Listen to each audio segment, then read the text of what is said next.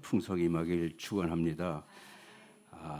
우리 찬양대가 수고가 참 많습니다. 여러분, 우리 한 박수 좀 쳤으면 좋겠습니다. 감사합니다. 매주마다 정말 수고가 많습니다. 오늘 하나님의 말씀은 우리 같이 찾아보겠는데요. 하나님 말씀은 요한복음 20장에서 같이 보겠습니다. 요한복음 20장 24절부터 우리 29절까지 함께 봉독하겠습니다. 24절.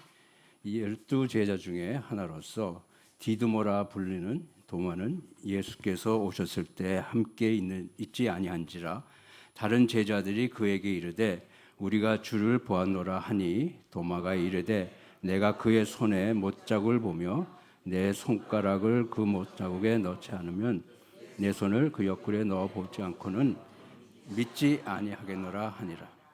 여드레를 지나 제자들이 다시 집 안에 있을 때에 도마도 함께 있고 문들이 닫혀 있는데 예수께서 오사 가운데 서서 이르시되 너에게 평강이 있을지어다 하시고 도마에게 이르시되 내 손가락을 이리 내밀어 내 손을 보고 내 손을 내밀어 내 옆구리에 넣어 보라. 그리하여 믿음 없는 자가 되지 말고 믿는 자가 되라. 도마가 대답하여 이르되 나의 주님이시요 나의 하나님이시이다. 예수께서 이르시되 너는 나를 본 거로 믿느냐? 보지 못하고 믿는 자들은 복되도다 하시니라. 아멘. 시카고 도시의 북서지역에 브론스키라는 젊은 갱 두목이 있었습니다. 아주 화를 잘 내고 기분에 따라 사람을 잘 두드려 패는 못된 자였습니다. 얼마나 악한지 그 동네에선 울던 어린애도 울음을 그친다고 할 정도로 아주 무서운 존재였습니다. 범죄를 밥 먹듯이 하던 이 자가 어느 날 갱들과 싸움을 하다가 상대편 갱을 뒤에서 쏴 죽이고 도망을 했습니다. 경찰은 영장을 발부하고 수배하였으나 헛수고였습니다. 잠적하였기 때문에 그렇습니다.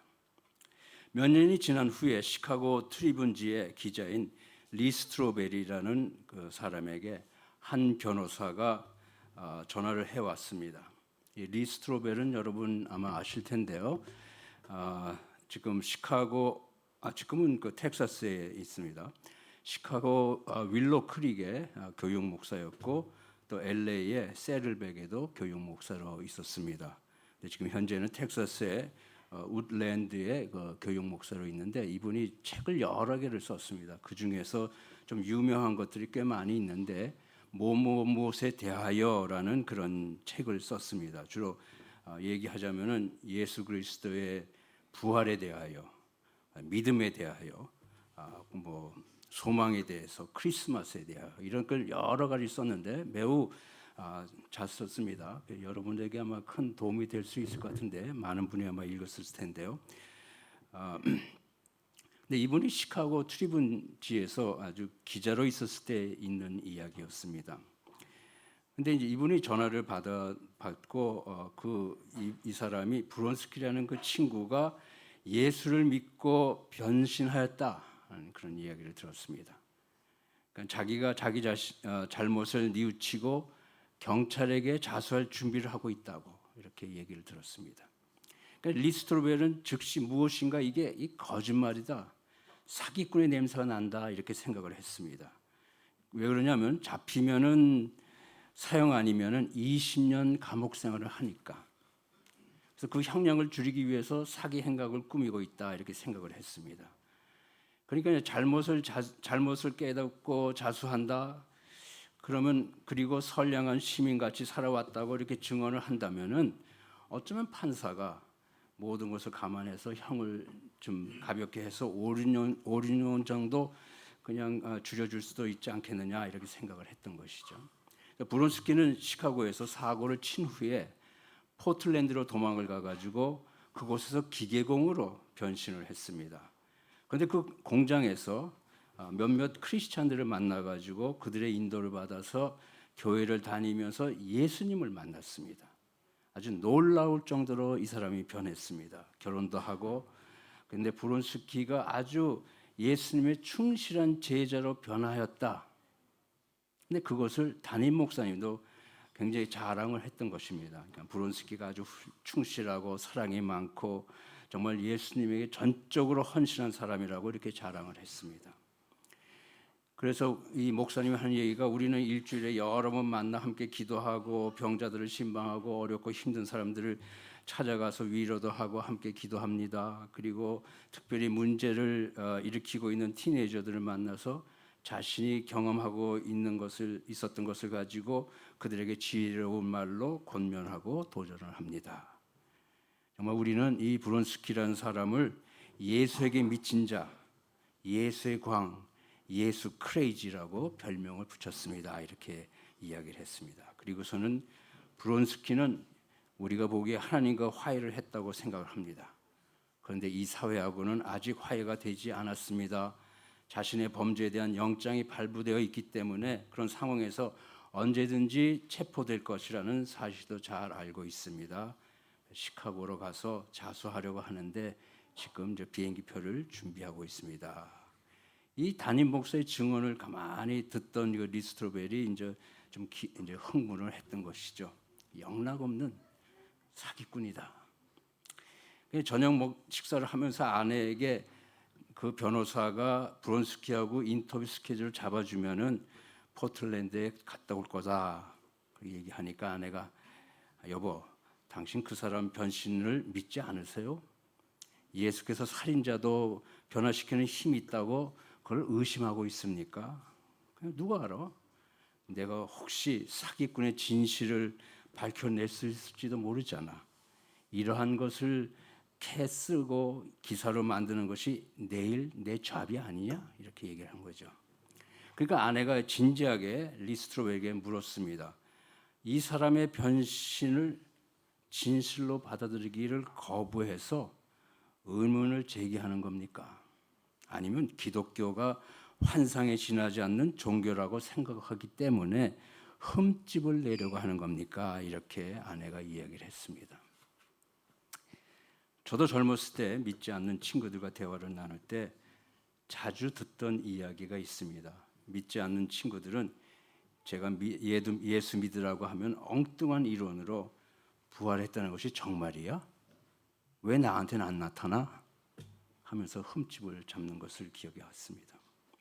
근데 오늘 본문을 보니까 도마도 이런 말을 제자들에게 하고 있습니다. 내가 그 손의 못자국을 보며 내 손가락을 그 못자국에 넣고 내 손을 그 옆구리에 넣어보지 않으면 믿지 않겠다. 도마는 제자들의 증언을 무시하고 그들의 눈과 귀로 보고 들은 증거를 꿈과 환상으로 처리했습니다. 그들이 행해 보았다고 해도 그것은 귀신일 것이라고 제자들의 판단을 일소에 붙였던 것입니다. 도마는 어떤 사람입니까? 도마는 제자 중에서 가장 비관적이고 침울한 성격을 가지고 완고한 성격을 가진 사람으로 알려져 있습니다. 답답하게 자신의 눈으로 직접 확인하지 않고는 믿지 않는 사람이었습니다. 성경에는 도마의 이야기가 세 곳에 나타나 있는데 요한복음 11장을 보면은 나사로가 죽었다는 소식을 듣고 예수님께서 베다니 마을로 가자 이렇게 하셨을 때 도마는 우리도 주님과 함께 죽으러 가자고 11장 16절에서 이렇게 말을 하고 있습니다. 숙명주의자적인 그런 태도를 보였습니다. 베다니는 유대에 속한 지방으로 유대 지도자들은 예수를 죽이려고 했습니다.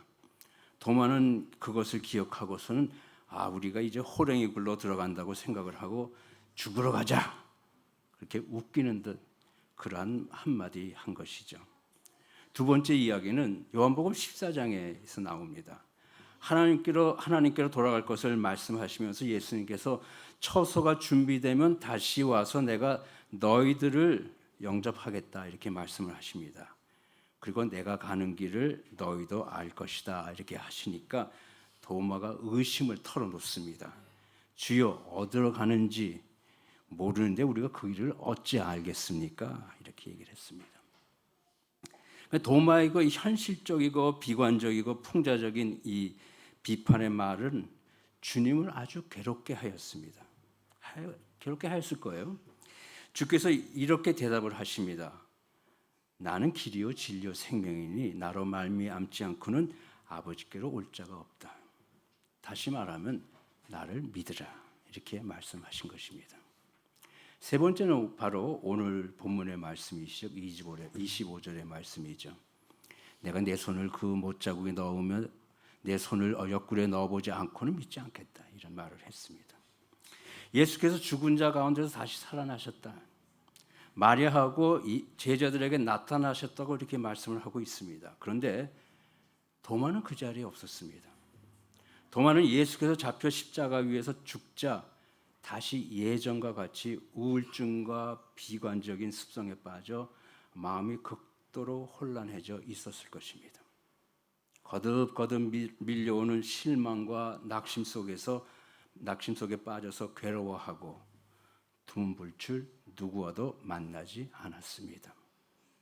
다른 동료 제자들이 예수님이 부활하셨다 이렇게 전했을 때도 도마는 꿈 같은 소리라 듣는 등 많은 등 이렇게 했습니다. 제자들과 함께 모이는 것을 거부한 도마는 믿음으로 기대할 수 있는 많은 것을 놓쳐버렸습니다.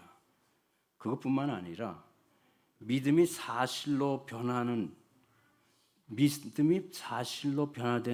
그런 것을 경험할 수 없었습니다. 제자들은 예수께서 부활하실 것이라 이렇게 말하지 않고요. 예수께서 부활하셨다 이렇게 선포합니다. 그러나 도마는 이를 망상이라고 귀신을 보았을 것이라고 주장하면서 부활의 사실을 거부했습니다. 사랑하는 성도 여러분, 믿어야 할 것을 믿지 않을 때 우리도 많은 것을 잃게 됩니다. 도마가 부활의 자리를 놓친 만큼 예수님의 부활 소식을 믿지 않은 것은 당연한 일이죠. 그런데 제자들이 목격한 사실을 말해도 그 사실을 믿으려 하지 않았습니다. 여러 제자들이 하루 간격으로 찾아왔을 것이고 그러나 들으려고 노력도 하지 않았습니다. 그것을 뭐라고 합니까? 교만이라고 하죠. 목이 곧다 이렇게 얘기합니다. 출애굽 때 바로 왕은 하나님의 요구와 증거를 거부하고 이스라엘 백성들을 해방시켜 주지 않았습니다. 그 때문에 그렇게 크고 힘센 나라가 쫄딱 망해버리고 말았습니다. 하나님께서 징벌을 거두어들이면 바로 왕은 즉시 다시 범죄하여 마음을 완악하게 하였다 이렇게 말을 하고 있습니다. 이런 악을 교만이라고 합니다. 자기의 이해를 바탕으로 하나님의 세상을 판단하겠다 이런 말이죠.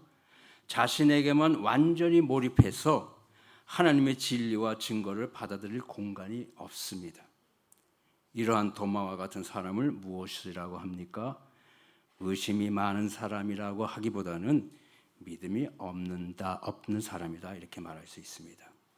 주 안에서 업앤다운 올라갔다 내려갔다 이렇게 하면서 몸부림치는 그러한 것은 주님께서 믿음이라고 얘기합니다.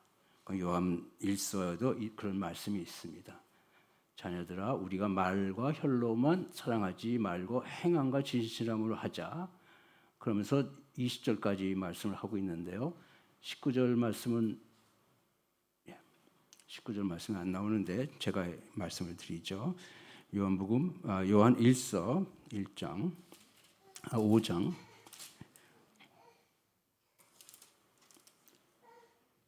요한 1서 3장이군요. 죄송합니다. 19절에 이로써 우리가 진리에 속한 줄을 알고 또 우리 마음을 주 앞에 굳세게 하리니 이는 우리 마음이 혹 우리를 책망할 일이 있어도 책망할 일이라는 것은 우리가 의심한다는 의미를 얘기를 할 수가 있는 거예요. 하나님은 우리 마음보다 크시고 모든 걸 아시기 때문에 우리를 주님께서 잘 위로하신다, 믿으신다 하시는 거죠. 그러니까 믿음이라는 것은 과정이 있는 거 아니에요. 그러니까 믿음이라는 것이 어느 한순간에 그냥 믿는 것이 아니고 중간중간 가면서 업앤다운 이것을 하나님께서 인정해 주신다는 거예요. 근데 그러나 모든 가능성으로부터 자신을 막아버리면은 믿음의 기회를 놓치고 죄인으로 남게 되는 것입니다. 오늘 본문의 24절을 보면요. 도마를 뭐라고 얘기하냐면 도마를 디드모라고 이렇게 얘기를 하는데요. 쌍둥이라는 뜻인 것을 보니까 다른 디드모도 크리스찬의 그룹 안에서 잘 알려져 있는 것 같다 이렇게 우리가 얘기할 수 있습니다. 우리는 왜 도마가 처음부터 제자들이 모인 자리에 없었는지를 모릅니다. 25절을 보면 도마는 제자들과 모이기를 꺼려했던 것 같습니다. 아마도 믿음이 없었다고 보는 것이 좋을 것 같습니다. 그러나 도마의 주님을 향한 충성과 헌신과 용기는 다른 제자들 못지 않습니다. 왜냐하면 부활하신 주님을 만나 주님의 도움으로 인해서 즉시 자신의 오의를 깨닫고 부활의 주님을 인정했기 때문입니다. 도마의 성격상 주께서 십자가에 못 박혀 죽으심으로 인한 실망이 어떠했겠습니까? 그의 마음속엔 못이 박힌 손과 창에 찔려 너덜너덜한 옆구리가 되풀이하여 상령되듯이 괴로움을 주고 실망에 빠지게 했을 것입니다. 너무 실망하여 생명 없는 예수의 시체를 쳐다볼 수가 없었습니다. 다른 제자들과 얼굴을 대하는 것이 죽기보다 싫었습니다. 그는 홀로 골방에 처박혀 누구도 만나기를 거부했던 것입니다. 제자들과 교제를 끊으니까 예수와 교제를 끊은 것과 같습니다. 얼마나 많은 것을 도마는 놓치고 있습니까? 그는 주께서 부활하셨다고 제자들의 흥분에 벅찬 감정을 감추지 못한 한 주간 홀로 외롭게 골방에 숨어 슬퍼하며 3년 동안 주를 쫓아다녔던 것이 실망스럽고 괴로워했을 것입니다. 부활하시던 날 제자들이 찾아와서 주님의 부활을 전했을 때 도마의 반응이 어땠습니까? 도마는 예수께서 죽은 나사로를 무덤에서 일으킨 것을 목격을 했습니다. 그리고 예수께서 죽은 후 3일째 다시 부활할 것이라는 약속도 들었습니다. 그러나 믿지 않았습니다. 그런데 그 주님이 정말로 부활하셨다고 합니다. 그런데도 도마는 안 믿겠다고 했습니다. 스스로 확인하지 않고는 믿지 않겠다고 조건을 내걸었습니다. 도마는 주께서 부활하신 후 일주일 만에 마지못해서 제자들과 함께 모였는데 그때 주께서 또 오셨습니다. 너에게 평강이 있을지어다. 샬롬. 근데 이 말씀이 19절에도 똑같은 말씀이 있습니다. 너희에게 평강이 있을지어다. 샬롬 하십니다. 근데 이 샬롬 하시는 주님의 축복의 말씀을 보면서 도마를 위한 특별한 날이다 이렇게 생각이 됩니다. 그러고 보니까 오늘도 특별한 날입니다. 부활절 후 일주일이 지난 주일 오늘입니다. 지난주에 전 세계적으로 부활절을 지키면서 예수님의 부활을 전하고 하나님께 감사를 드렸습니다. 오늘은 주의 부활을 전해 들으면서도 도마와 같이 믿지 않는 사람들을 위한 주일이 됩니다. 주님께서 샬롬 하십니다. 혹시 우리 중에 도마와 같이 주의 부활을 의심하고 있는 분이 있다면 주의 샬롬 하시는 이 격려와 축복을 받으시길 바랍니다. 그리고 의심을 버리고 믿어서 마음의 평강을 누리시기를 바랍니다. 본문에서 사랑과 은혜가 충만하신 예수님을 우리가 만나게 되는데요. 믿기를 더디하는 자를 향한 주님의 마음이 보입니다. 주님은 3년 동안 제자로 가르친 도마에게 왜 안 믿느냐 역정을 내면서 쫓아내지 않으셨습니다. 오히려 제자들을 몇 번이고 찾아와 하늘의 평안을 베푸십니다. 자, 우리도 주님의 마음을 닮아서 믿지 않는 사람들을 향해서 무시하며 은혜 없는 짓은 하지 마십시다. 비록 그들이 흔들리고 냉랭히 믿지 않는다고 해도 말입니다. 우리는 도마를 향한 주님을 기억하고 부드럽고 다정한 사랑과 인내를 보여줘야 되겠습니다. 주님은 도마와 같이 연약한 자녀들을 그의 집 교회에 많이 두고 있습니다. 아둔한 학생이 있는가 하면 얼떨떨한 초신자들도 우리 속에 많이 있습니다. 그들을 향한 사랑과 인내로 섬기면서 기다리면 성령께서 역사하십니다. 우리는 예수를 닮는 제자가 되십시다. 근데 이 평강의 의미를 조금 더 생각해 보십시다. 오늘 말씀 앞에 19절부터 같이 이렇게 보면요. 19절부터 26절 사이에 이 말씀이 세 번이나 나옵니다. 19절에 말씀이 있고 21절에 동일한 말씀, 26절에도 샬롬 그 이야기가 있는데 이 샬롬의 의미가 특별한가, 특별하지 않은가 하는 것입니다. 특별하기 때문에 이 짧게 불과 8 9절 안에 세 번이나 이렇게 중복해서 나옵니다. 그러니까 20장 19절에 보면요. 제자들이 모여 있는 곳에 부활하신 날, 그날 처음으로 나타나셔 가지고 너희에게 평강이 있을지어다. 그렇게 말씀하십니다. 이 평강은 바로 주님께서 십자가에서 이루신 속죄를 통해서 하나님과의 평강을 이루셨다는 겁니다. 그리고 죄를 용서받은 자들에게 주어지는 평강, 그 평강이 있을지어다. 그러니까 이제부터는 너희들 믿는 자들은 하나님과 화목되고 하나님께 돌아갈 수 있다. 샬롬 하시는 말씀이죠. 21절에서는요. 주님을 섬기는 사역을 하는 자들에게 주시는 평강입니다. 근데 그 말씀, 이 평강은 14장 27절의 말씀과 거의 비슷한데요.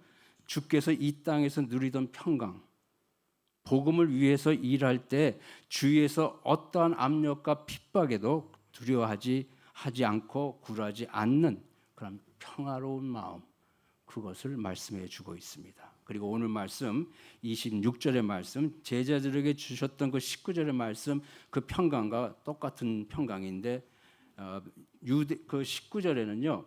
유대인들을 두려워했던 제자들에게 주님께서 26절의 말씀과 똑같이 이야기를 하는데 26절에서 우리가 보니까는 두려워했던 그 사실이 전부 다 없어집니다.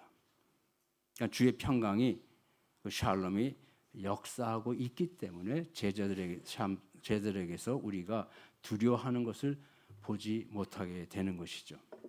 근데 도마에게 강하게 인상적으로 남아있는 것이 있다면 로마 병정들에게 학대당하는 주님, 손과 발에 못을 박고 학대하는 병사들, 그러니까 눈을 감아도 손과 발에 박힌 못과 창상을 입은 옆구리가 눈에 선합니다.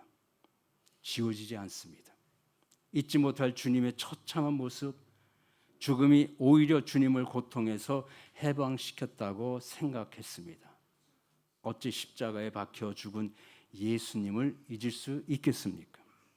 그런데 처참하게 피 흘리며 죽은 예수께서 부활했다고 마리아가 전합니다. 제자들은 흥분했습니다. 당황했습니다.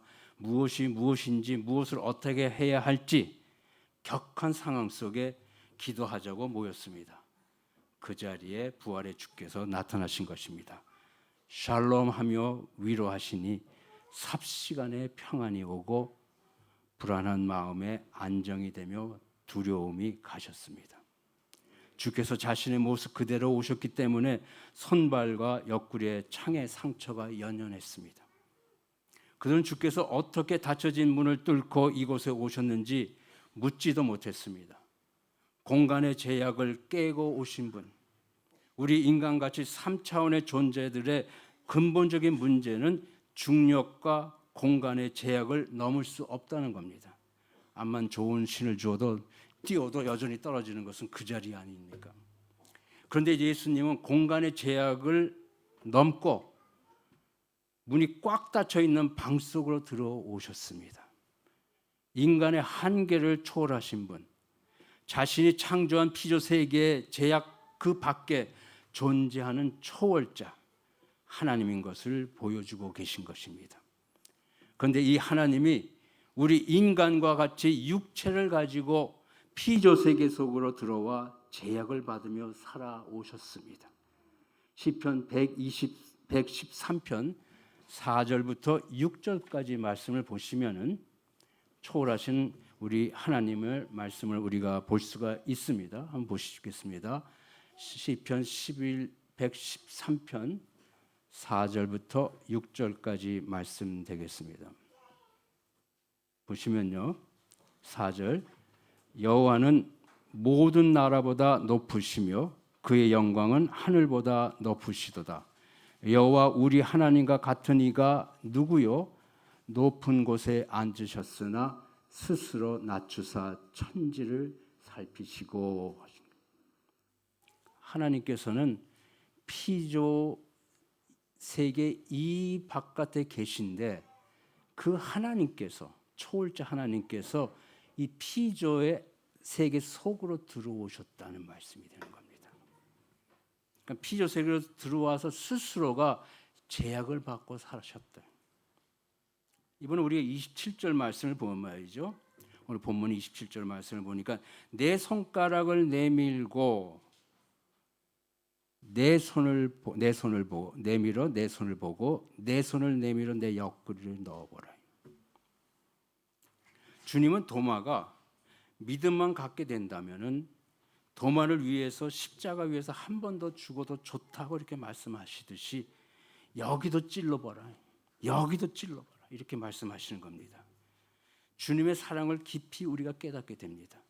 주님은 잃어버린 한 마리의 어린 양을 찾아오신 것입니다. 도마는 감격했습니다. 주께서 어떻게 내가 한 말과 토시 하나 틀림없이 말씀하시는가 생각을 했습니다. 다른 제자가 고자질했나? 그럴 수가 없다. 주께서 내가 얘기했던 그 자리에 계셨는가? 모르겠다. 아무도 그 자리에 없었는데 주께서 어떻게 내 말을 엿듣고 계셨는가? 나의 생각을 아시는 하나님. 사무엘상 16장 7절을 보면 사람의 중심을 아는 하나님이라고 말씀을 하고 있습니다. 내가 한 말을 들으시는 하나님. 예레미야 23장 24절을 보면은 여호와의 말씀이라 사람이 내게 보이지 아니하려고 누가 자신을 은밀한 곳에 숨길 수 있겠느냐. 여호와가 말하노라 나는 천지에 충만하지 아니하느냐. 편지하시는 하나님이다. 어느 곳에도 있다. 무소부재하시는 하나님, 어느 곳에도 있기 때문에 하나님이 보이지 않는 그곳, 무신전신이라. 보이지 않는 곳에 우리가 하나님 앞에 있는 것과 똑같아요. 그러니까 하나님이 보이지 않는데 내가 한 말을 하나님께서 토시 하나 틀리지 않고 말씀하시는 것이다. 이사야서 40장 12절부터 14절을 보니까 거기에는 천지의 하나님, 전지의 하나님, 세상의 모든 것을 다 아시는 하나님을 설명하고 있습니다. 예수님은 모든 것을 다 아는 전지하시는 하나님, 초월자 하나님임에 틀림이 없다고 도마는 믿게 된 것입니다. 그렇기 때문에 도마는 고백을 하게 되는 겁니다. 나의 주님이요 나의 하나님입니다. 이렇게 고백을 하는 것이죠. 여기서 주님 할 때, 나의 주님 할 때 나의 주님이란 말은 아도나이라고 얘기하는 거예요. 히브리 말로 아도나이 하는 것이 주님이란 뜻이에요. 그러니까 옛날 이스라엘 사람들이 하나님의 이름을 부르지 못해서 여호와라고 쓰고는 아도나이라고 불렀습니다. 그러니까 여호와라고 쓰게 되니까 뭐 영어로 얘기하면 YAWEH가 되는 YAHWEH 야훼 이렇게 되는 거죠. 그런데 하나님의 말씀 이름을 부를 수가 없으니까 그것을 쓰게 해도 만약에 YAHWEH라고 하게 되면은 하나님의 이름을 속으로 읽게 되는 거잖아요. 하나님의 이름을 입 말로 할 수가 없고 읽을 수도 없는 거예요. 그것이 이스라엘 사람들에게 하나님께서 명한 것이거든요. 그러니까 하나님은 너무나 거룩하신 분이기 때문에 죄인들로서는 하나님의 이름을 부를 수가 없다. 그렇기 때문에 야훼라고 써놓고 YHWH라고 쓰고서는 그것을 아도나이 주님이라고 부르는 거예요. 그러니까 여러분께서 영어 성경을 보시면은 LORD라고 해서 대문자로 써놨어요. LORD. 그거는 아도나이. 근데 사실은 야훼거든요. 봐요. YHWH에다가 A를 집어넣어주면 야가 되고 E를 넣어주면 외가 되잖아요. 야훼. 근데 그러니까 바로 이 자음만 놔두면 발음이 안 나와. 소리가 안 나. 이렇게 되는 거예요. 그다음 모음을 딱 집어넣으니까 소리가 나오잖아요. 야훼. 그러니까 이 이스라엘 사람들은 하나님의 이름을 부르지 못하니까는 야훼라고 써놓고 나서도 아도나이라고 이렇게 되는 거예요. 만약 하나님 이름을 부르면은 돌에 맞아 죽는 거예요. 그래서 하지 못하게 된 겁니다. 근데 바로 이 도마가 나의 주님, 그러니까 당신은 나의 하나님이십니다. 야훼, 나의 하나님이십니다. 우리가 신명기 6장 4절을 보면요, 이스라엘아 들으라, 우리 하나님 여호와는 오직 유일한 여호와시라. 영어로 보면 말이죠, Hear, O Israel, the Lord, 그렇죠? Our God, the Lord is one. 그러니까 이제 이걸 히란 말로 하면은 이렇게 돼요. 쉐마, hear. 그러니까 이스라엘 사람들이 쉐마 하면 금방 알아들어 이건. 쉐마 이스라엘, 야훼, 로드잖아요, 그렇죠? 야훼 엘로헤, 우리 하나님, 야훼 에하드, 원. 하나님은 한 분이라는 거죠. 그러니까 이스라엘 사람들은 지금 현재 여태까지도 지금도 그래요. 하나님은 한 분이시다. 그러니까 예수가 하나님이라니까 이 사람들은 믿지 않는 거예요. 그러니까 바로 이 이스라엘 도마가 이스라엘 백성으로서 어렸을 때부터 쭉 배워왔던 바로 야훼 하나님은 한 분이라는 것을 지금 깨닫게 되고서는 하는 얘기가 뭐냐면은 이스라엘 사람들의 신앙 고백을 신약적으로 신앙 고백을 하는 겁니다. 이제 잘 들어보셔야 돼요. 지금부터는 이스라엘은 오직 유일한 여호와 하나님을 믿음으로 고백을 했는데 한 분이다. 도마의 신앙 고백은 예수도 여호와 하나님이다 이렇게 말하고 있는 겁니다. 도마의 신앙적 관점은 예수가 임마누엘 하신 초월자라는 것이잖아요. 그러니까 우리가 21절을 보면은 예수님께서요, 여기는 없지만 여러분 그 성경을 보시면 21절, 그 요한복음 20장 21절을 보면은 예수님께서 너희에게 평강이 있을지어다 아버지께서 나를 보내신 것 같이 나도 너희를 보내노라. 그러니까 이 말씀을 우리가 잘 알아먹기 쉬운 말로 한다면은 내가 아버지 하나님과 함께 있을 때에 성자인 나를 세상으로 보내셨다. 21절 말씀이. 그러니까 그렇기 때문에 내가 임마누엘 했다. 그럼 내가 이렇게 내재하였다. 여러분하고 같이. 그러면 하나님이 오직 유일한 하나님이라는 말은 우리가 어떻게 해석해야 되느냐. 이게 신약에 와가지고 구약에 있는 하나님을 우리가 어떻게 해석해야 하느냐. 지금까지 예수께서 말씀하신 바와 같이 요한복음 10장 30절에 그런 말씀이 있어요. 나와 아버지는 하나다. 근데 이 하나가 뭐냐? 하나가 아니라 본체가 하나다. 한 실체다 이거죠. 그러니까 즉 하나님 안에 두 인격이 즉 성부와 성자 하나님이 계시다. 그런데 이 두 분 사이에 성령까지 합치면은 삼위일체 하나님이 되는 거죠. 이 성령께서 무슨 일을 하세요? 하나님과 아들 사이에서 통로가 돼서 커뮤니케이션을 이루고 있는 거 아닙니까? 그러니까 오늘 이 말씀 안에서는 우리에게 아주 퍼펙트하게 삼위일체에 대해서 가르치고 있는 거예요. 그리고 구약 사람들이 신약의 예수를 깨닫고 삼위일체 하나님을 그대로 고백을 하고 있는 겁니다. 도마는 지금까지 예수가 인간이라는 것 외에는 생각할 수가 없었습니다. 십자가에서 피를 흘리고 죽었고 무덤에 장사했기 때문인데 죽은 예수가 사망의 권세를 이기고 부활하여서 자기 앞에 몸을 가진 하나님으로 나타난 사실을 눈과 손으로 확인하고 깨달음에 따라서 예수는 초월자 하나님이심을 확신하게 되었다. 그렇기 때문에 도마는 나의 주님이여 나의 하나님이시라고 고백을 하는데 이 고백이라는 것은 성령으로 아니고는 할 수가 없습니다.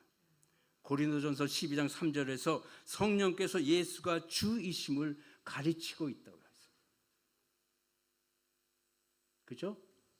같이 한번 읽어볼까요? 그러므로 내가 너에게 알리노니 하나님의 영으로 말하는 자는 누구든지 예수를 저주할 자라 하지 아니하고 성령으로 아니하고는 누구든지 예수를 주시라 할 수 없다. 그러니까 도마 역시도 다른 제자들과 같이 동시가 아니고 지금 성령을 받았고 성령 충만 속에서 예수는 인간이요 하나님이심을 고백한 것입니다. 도마의 고백은 단순하지만 아주 완전한 신앙 고백인 것입니다. 요한은, 이 저자 요한은 말씀인 하나님께서 인간의 몸을 입고 인간 속으로 오셔서 고난을 당하고 구원을 성취하고 하나님으로 다시 회개했다는 요한복음의 줄거리를 도마의 입을 통해서 클라이막스를 찍고 있습니다. 예수는 바로 아도나이 야훼 하나님이시다. 즉 복음이신 예수는 하나님이 육신을 입고 임마누엘한 하나님이라고 요한은 신앙 고백으로 종지부를 찍고 있습니다. 예수님은 도마의 고백을 부인하지 않고 인정합니다. 만약 예수님이 하나님이 아니라면 그 고백을 받을 수가 없습니다. 사도행전 14장 8절에서 15절까지 보면요, 좀 긴데 같이 읽어볼까요? 루스드라에 발을 쓰지 못하는 한 사람이 앉아 있는데 나면서 걷지 못하게 되어 걸어본 적이 없는지라. 구절을 보니까 바울이 말하는 것을 듣거늘 바울이 주목하여 구원받을 만한 믿음이 그에게 있는 것을 보고 큰 소리로 이르되 내 발로 바로 일어서라 하니 그 사람이 일어나 걷는지라. 무리가 바울이 한 일을 보고 루가오니아 방언으로 소리질러 이르되 신들이 사람의 형상으로 우리 가운데 내려오셨다 하여 바나바는 제우스라 하고 바울은 그 중에 말하는 자이므로 헤르메스라 하더라. 시외 제우스 신당의 제사장이 소와 화환들을 가지고 대문 앞에 와서 무리와 함께 제사하고자 하니 두 사도 바나바와 바울이 듣고 옷을 찢고 무리 가운데 뛰어 들어가서 소리질러 이르되 여러분이여 어찌하여 이러한 일을 하느냐. 우리도 여러분과 같은 성정을 가진 사람이라. 여러분에게 복음을 전하는 것은 이런 헛된 일을 버리고 천지와 바다와 그 가운데 만물을 지시고 살아계신 하나님께로 돌아오게 함이라. 이런 말합니다. 우리도 당신과 똑같은 성정을 가진 사람이니 제사하지 말라고 얘기하잖아요. 요한계시록 22장 8절에서도 그런 말씀이 있습니다. 이것을 보고 들은 자는 나 요한이니 내가 듣고 볼 때에 이 일을 내게 보이던 천사의 발 앞에 경배하려고 엎드리니까 나도 너와 같은 종이니 그리 말고 하나님께만 경배하라. 이렇게 말합니다. 예수님은 뭐라고 말씀하십니까? 당신은 나의 주 나의 하나님이십니다 라고 고백을 들으면서 아니다 라고 하시지 않으십니다.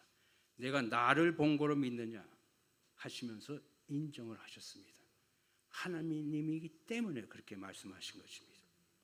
하나님이 예수로 오지 않았다면요 영원한 속죄의 제물을 드릴 수가 없습니다.